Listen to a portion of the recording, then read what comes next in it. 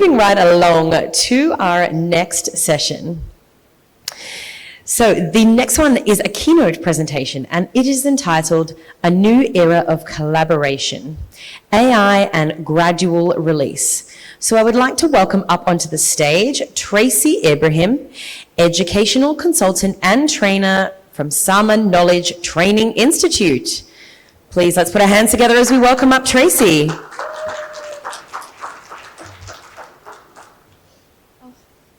Can you guys hear me okay, or do I need a microphone? Is that better? Do you want a handheld one? Yeah, I might want a handheld one too. Oh, good morning. I'm so excited to be following that panel discussion because it's a wonderful lead into gradual release. And so this is what gets these kids involved. Okay. 1 second.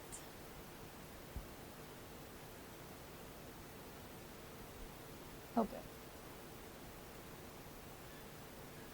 good.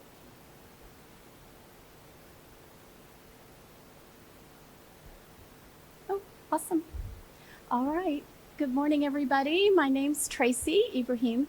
I'm currently living in Jeddah, working with different schools as an educational consultant and trainer.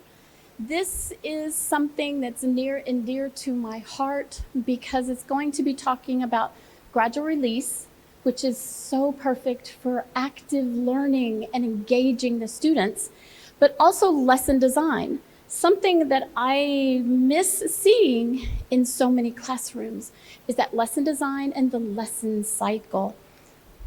So I love this picture, and I love to start. I'm a visual learner as well. When you walk by classrooms, is this what you see? When I've been in different schools in Saudi, in Qatar, you see very traditional, what we're talking about earlier. But this is the exciting thing. So I'm going to start with a question. What is at the heart of learning? Anybody? What's at the heart of learning? Fun. Okay, what else? Connection, yes. Creativity. Anybody over here? Heart of learning. Okay. Huh? Oh, interaction. It is all about interacting. And it's not just interacting with each other, it's interacting with the content as well. This is part of the process that sometimes teachers aren't understanding. Children need to have that mind on with the content and manipulate it. Another thing is what we heard, engagement. Something that we looked for as principals when we walk in to evaluate teachers, how engaged are the students? Are you having to correct them, or are you able to get them into the learning process? And this is what gradual release will do. It is a little bit about us, but it's more about the students in their process. So we're going to talk a little bit. Does anybody know about gradual release? Are we familiar with it? If you are, yes? Okay, yes and no.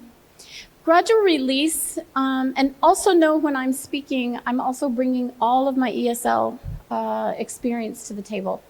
I've only taught second language learners, so the more they talk, the more they're learning. And so this is what's so important.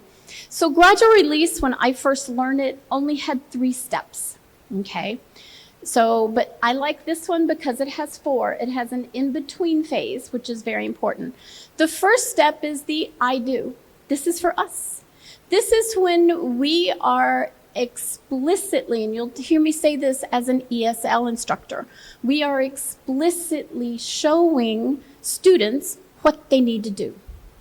We're giving them that slight push so they can take it and run with it in a little bit. So we are doing think alouds. We are showing them the process. We are teaching them the concept, and we're doing this in demonstrating and modeling. This we do isn't a complete release. it is that first step. I call it kind of tweaking. We want to know as educators, what are they understanding? And the best way to do this at this point is to raise the level of the question according to what you were just teaching. Next is the you do together. This is what's fun, and this is the bulk of that 45-minute lesson. What I do in 45 minutes is only 10 minutes, okay? But the bulk of this learning is on the kids. So I'm gonna step back a little bit and talk about what would this look like in an elementary classroom. So I loved K-2, even though I've taught grades 1 to 10, but there's so much magic in elementary. So if the teacher walks in and she's going to be talking about addition, and it's that I do phase, and she says, all right, we're gonna learn about addition, okay? So if I hold up this many counters, and then I hold up this many counters, how many do we have in all? And so the kids are like, yeah, okay. You go into this more times, and you demonstrate this with more things. That first we do, you know what, boys and girls, you've been doing such an amazing job. Let's look at it from a different perspective. What plus 2 equals 7?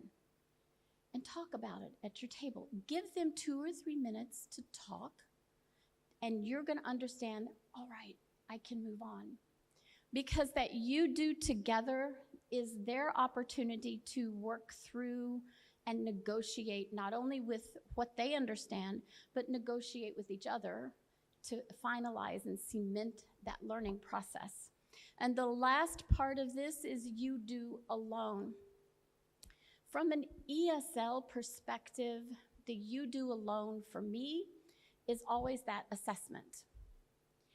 Sometimes your lesson doesn't end with a, quote, assessment. So for me, the you do alone was still with a partner, because from an ESL's perspective, they still need to be talking about it. Because the more they talk, they're listening and speaking, the more it's going to cement and they're going to understand.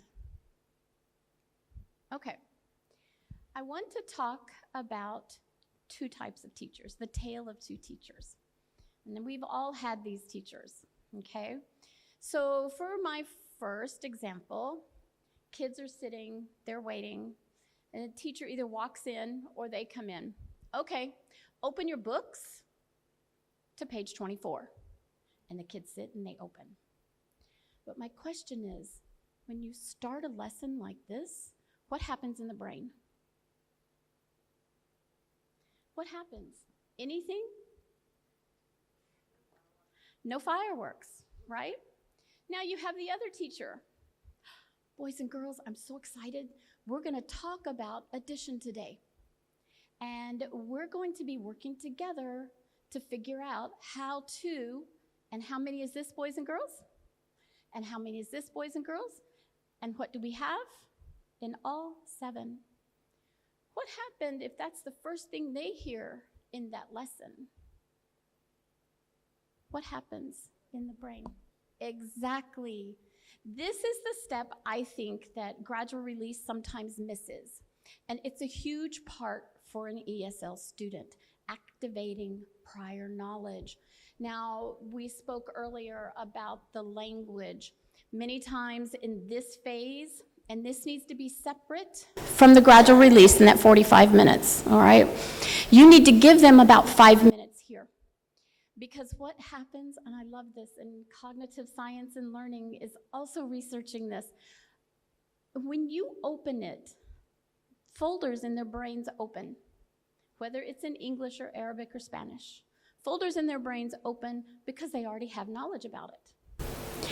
What happens when you open that is it allows you more time to give the students more information. This has been proven by science. I think this is so cool. And if you think about the teacher, okay, open to page 45, they have to spend more time teaching that content to get the kids on that learning task and opening those. So you have made your job so much easier, and you're allowing the kids so much more access to what they're getting ready to do. So what this does, and I'm going to bring this into now some of the AI, it connects what they already know, accessing prior knowledge, to what they're getting ready to do. And this is something I would do before you start the I do process, the gradual release. Now, when you look at this, you can use KWL charts, brainstorming. Brainstorming is one of my favorite, with a mind map or a concept map. There are AI tools for mind mapping that you can use. Mind map is one I've used. It's a Google extension, and it's a really nice one, and it's easy to build the mind map with that application. So we're going to switch content a little bit as we go through now. So in grade 4, I loved teaching about the states of matter. And when you're working with ESL kids, they know the content, but they don't know the vocabulary, and they don't know the content in English. So I would talk to your partner, build a mind map or a visual if they didn't understand mind map. And what do you know about the states of matter? And I would give them 5 minutes. I would let them talk in Arabic, let them talk in Spanish, or in English, whatever they're comfortable, because I want to activate what they're doing, okay? So you always start with activating prior knowledge. Now, after this, you're going to go into your lesson. So in your lesson, you're doing that explicit approach. You're showing them exactly, oh, here's the states of matter, here's some images, here's what this is, because that's the first part of this lesson. So there's 3 things AI can support us as teachers. And we're seeing a lot of teachers get excited about AI tools, but what I'm hoping is that we're going to start incorporating these tools within the lesson cycle. Let them augment what we know and we do for the students. So AI-generated content, we know a lot of different, whether it's ChatGPT, Copilot, there's a lot of different ways that you can ask to create a lesson. Images. DALL-E seems to be the most one that people use, but there are so many others. And then interactive simulations. Simulations are very exciting for students because they get to visually see what's going to be learned. So this is very nice. So we're going to come back to that lesson that I was talking about for the tools. So when we're talking about states of matter, and we're talking about if I needed to teach something, the first thing, AI-generated content. Google AI Studio. I don't know if you know this one. It's a really nice place to start, as well as Copilot. What I love about Copilot over the rest is that Copilot searches the internet and will bring you references. So it's going to make your life much easier. And then the last one here is called Gamma. The Gamma app is very nice. It's free. It will create PowerPoints for you, and it also has images and visuals. You have DALL-E. I'm okay with DALL-E. The one I really like is Imagen 3 Fast. Copilot will also do some creation of these images. Then when we come to interactive simulations, if you're doing math or science, PhET has an online free website for you. And I want to talk about Toontastic 3D. We always tend to forget about English, all right? And in English, our kids, the ESL, they sometimes struggle with, they don't understand that genre. They don't understand that this is informational, or this is a biography or an autobiography. So with Toontastic, it's initially for kids to be able to create those stories. But why can't we use it within our lessons to help them see visually and work with me to create that understanding. Now,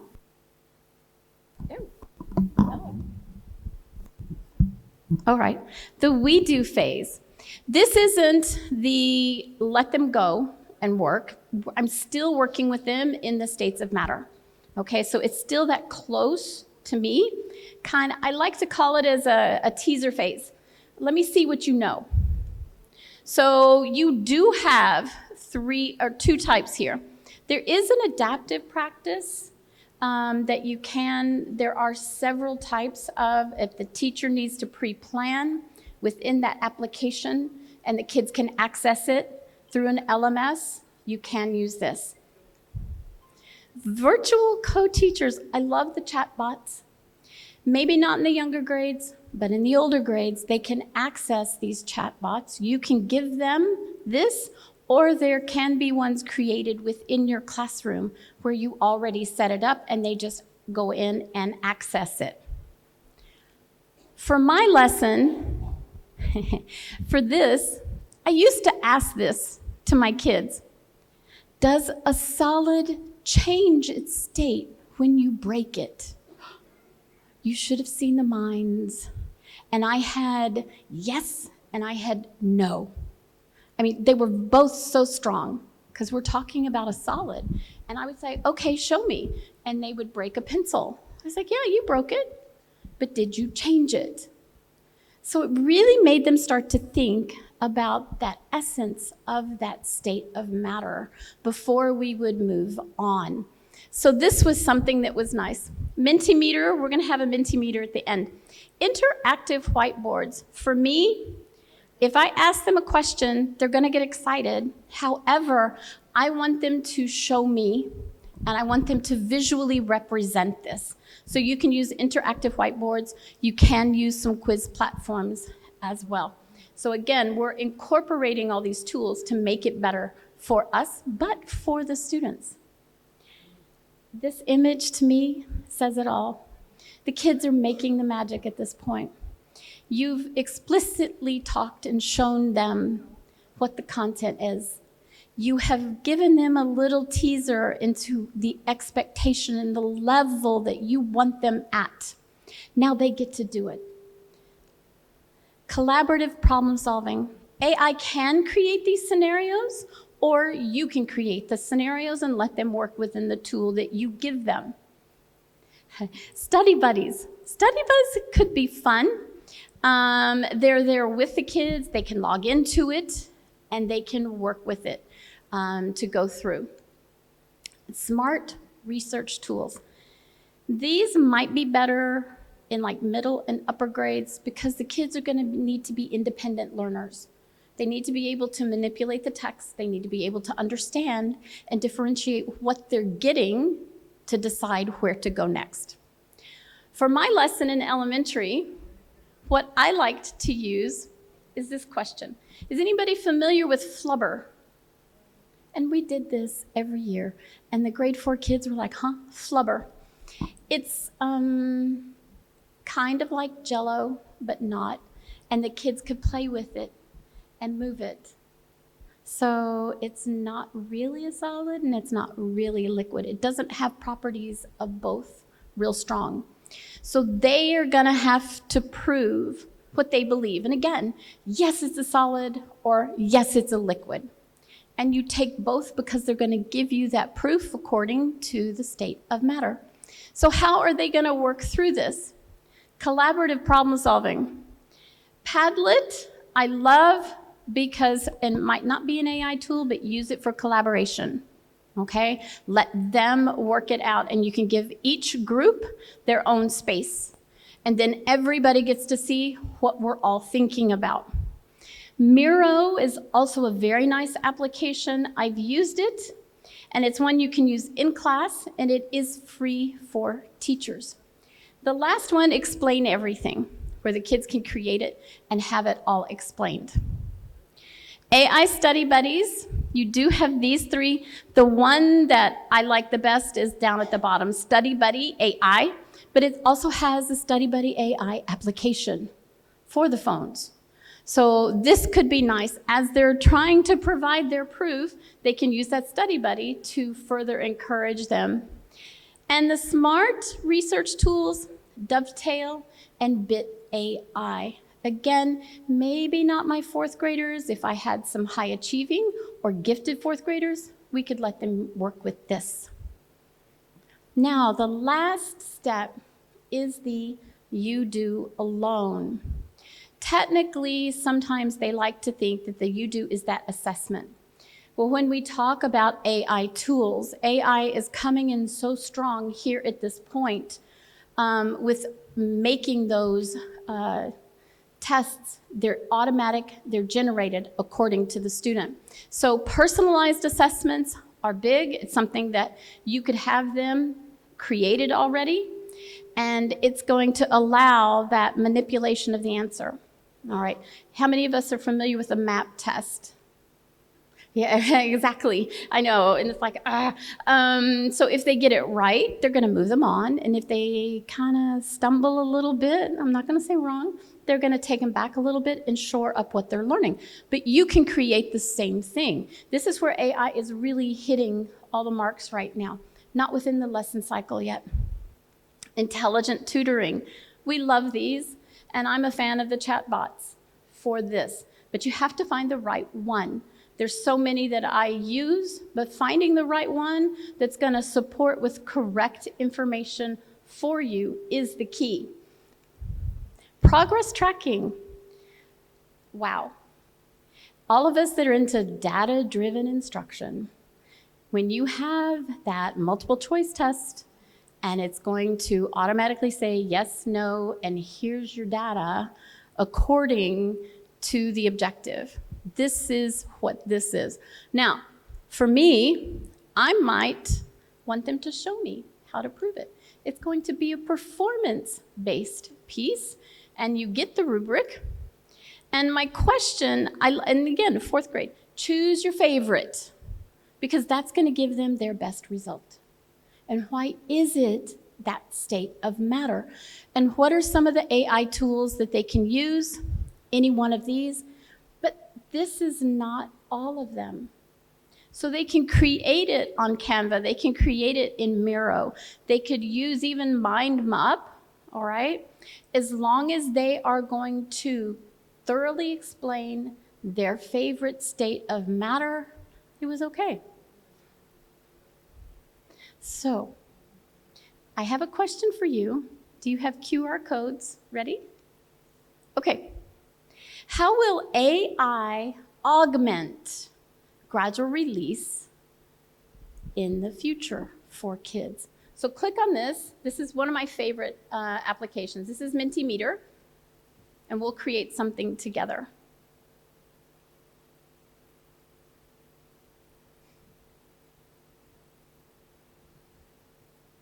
Got it? You got the QR code? Is it letting you put anything in yet? Okay. Can I go to the Mentimeter? All right. And this is Mentimeter. It's really nice. There we go. So as you type in, this is something you can use. Oh. Sorry. What do I need to do? Sorry. Oh, present. Maybe that'll do it. Oh, I know.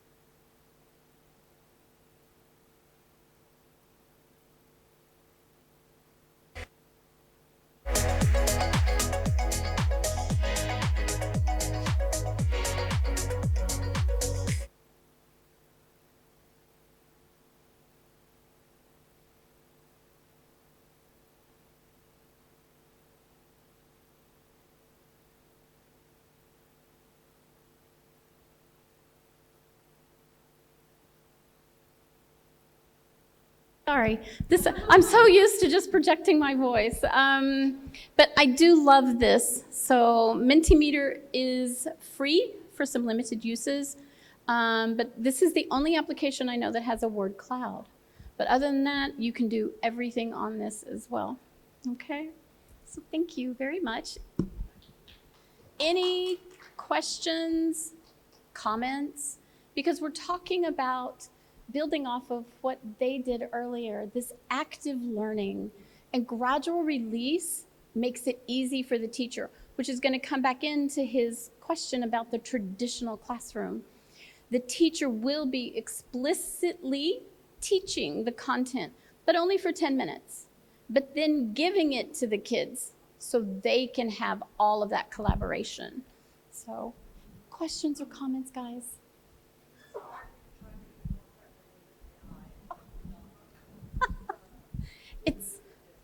Don't keep it distant. Don't do that. Hi.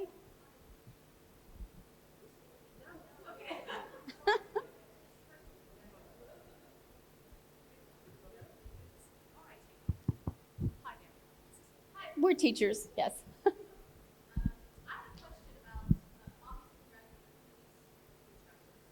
Yes. Yes. Yes. Right. How do you balance building their capacity and also gradually releasing the tools as well? Right. So that it's not inhibiting their own growth, their professional growth. So you're talking about how can a teacher learn to use this? I used this. Yeah. Is this thing on? I'm here all day. Okay, so no, what I'm talking about is the same way, for example, I think it was yesterday or day before, it's all a bit mucked up at this point, but how we don't want to give students calculators straight away because they still need to learn computation and how Yes. to solve equations. And so I'm thinking of novice teachers that we all have worked with and ensuring that we're building their capacity as educators, as Right. instructors, right? Right. The pedagogical capacities. Right. There's their understanding of content and structure of Yes. lesson delivery. So how do we balance this from, I guess, a supportive standpoint for teachers so that we're not enabling them to kind of just rely on the AI, and so they never really build that skill of an instructor? Does that make sense, or am I bumbling my words? It makes perfect Cheers. sense. Okay. Because what I'm finding a lot, AI teachers are grabbing because they're stressed. They don't have time. They're being told, okay, you need to be at this page today, so let's move through the curriculum. But teachers are not being developed.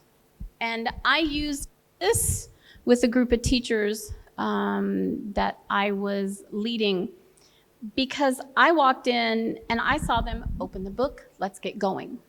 And the kids sat, and I was like, but they're not learning. So when you put something like this in the toolbox for the teacher, you're doing several things. The first thing with the I do step is teachers need to understand the very, very core of what they want to teach for that day. It can't be an elaborate process because number one, ESL kids are going to get mucked up with all the language. They need to understand, what do I need to instruct for that day so that kid can walk away from that day and have mastered. That's step number one. And many teachers don't even think about this because they're stressed. And I'm doing this page, and they'll walk up and they will simply open that book and start teaching from the worksheet. And I will like, okay.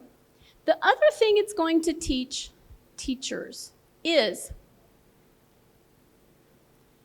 have those kids become collaborative learners. You become the coach. You still own the information, but how you're going to go around that room and work with each group, you're scaffolding. So they're not only needing to master that core content at grade level, they have to understand how to scaffold and differentiate on the spot. So for me, it was a much easier process. Many of my teachers loved it more than having to work out, oh, I need to teach this for 15 minutes, and then I need to have 3 sets of worksheets. it became easier for the teachers. So when they work like this, they become stronger at understanding what content, understanding what the kids need to know, and then understanding how to scaffold and differentiate. So it's incorporating a lot of things. But step number 1 for teachers, what are you doing in that 10 minutes? The other thing that comes here is how are you setting the expectations for your kids in those groups? Because that's generally where all the collaboration falls apart. There have not been routines and procedures set in place.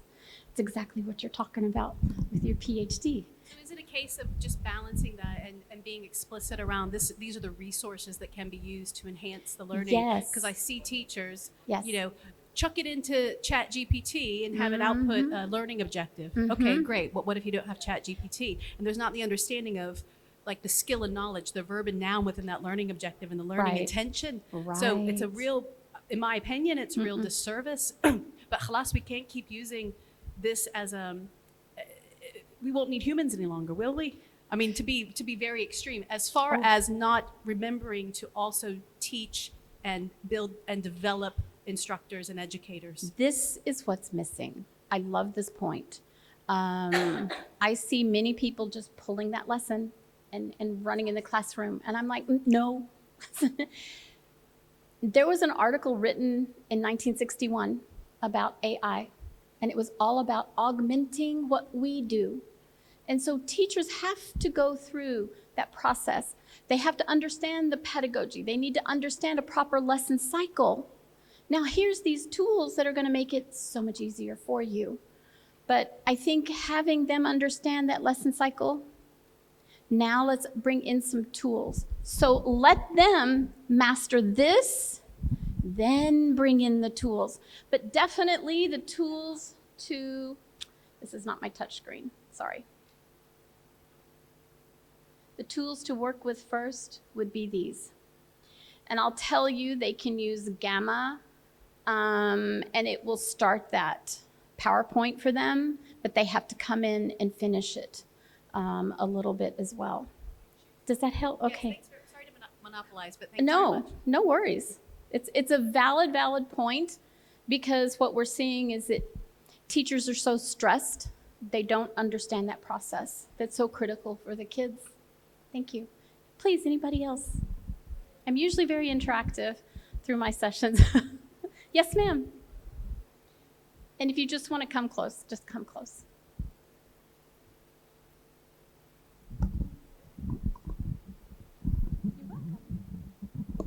Yeah, in continuation with his question, how would the pedagogy would influence AI with root kind of learning and the international curriculum for the students in the future?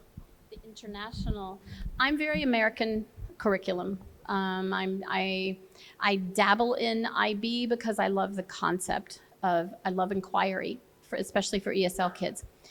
But the explicitness, first you have to know the standards. You need to know, what are we getting the kids to, okay? After that, you've done that pacing throughout the year. That's gonna say, this is the month I'm gonna work on this, and you're doing it for English, math, and science. Now, for each lesson, how is that lesson going to support my scope and sequence or my curriculum map for the year? This is part of this process. And it doesn't matter the curriculum, those 3 steps have to happen. And so what I think is getting left behind is this lesson cycle, that day in, day out process with the teachers. And how is that lesson cycle supporting that curriculum map for the curriculum that you're choosing to use? But it's that explicitness in that first 10 minutes that's going to solidify that context here. You're teaching them the academic vocabulary. You're teaching them the math process or the science process. And they immediately mirror it in that practice. And then you get to walk around and scaffold and pull them up where they might be struggling. Did that answer your question a little bit? Okay, thank you. You're most welcome. Anybody else have a question?